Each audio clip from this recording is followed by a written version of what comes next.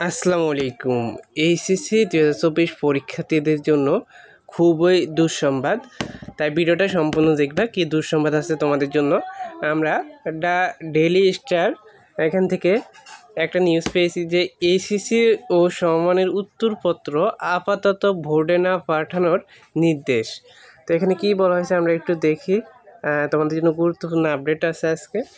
কোটা সংস্কার আন্দোলন ঘিরে দেশের চলমান পরিস্থিতিতে এইচএসসি ও সমমানের পরীক্ষার উত্তরপত্র খাতা বোর্ডে আপাতত না পাঠানোর নির্দেশ দিয়েছে ঢাকা মাধ্যমিক ও উচ্চ মাধ্যমিক শিক্ষা বোর্ড।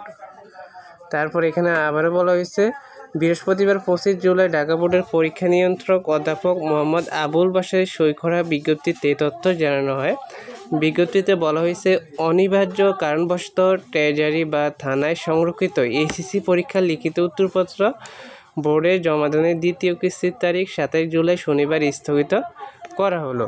27 জুলাই শনিবার স্থগিত করা হলো, মানে আজকে শনিবার এটা পাঠানোর কথা ছিল উত্তরপত্র থানায় বা ট্রেজারি সংরক্ষিত এইচএসসি পরীক্ষার খাতাগুলো। হ্যাঁ, এই ফর্মগুলো পড়বে তোমাদের যখন রেজাল্ট দেবে, রেজাল্টের সময় তোমাদের রেজাল্ট দিবে তখন তোমাদের অনেক যে এইচএসসি পরীক্ষার পর যে অনেকে প্রিপারেশন নিয়ে থাকে বিভিন্ন পাবলিক পরীক্ষার জন্য, ইউনিভার্সিটির জন্য, তার জন্য একটু দুঃসংবাদে বলতে হবে তোমাদের পরীক্ষার রেজাল্টটা দিতেও দেরি হবে, যেহেতু উত্তরপত্র পাঠানোর নির্দেশ দেরি করে দিয়েছে। তারপরে এখানে তোমাদের যে খাতাও শিক্ষকরা এখন দেখতে পাবে না।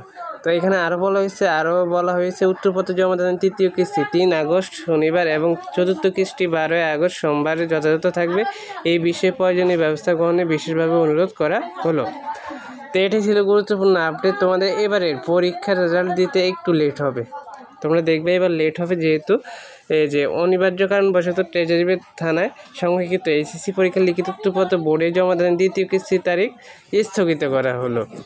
তো আশা করি ভিডিওটা দেখে অনেক উপকৃত হয়েছে। পরবর্তী আপডেট নিউজগুলো পেতে চ্যানেলটি সাবস্ক্রাইব করে রাখবা।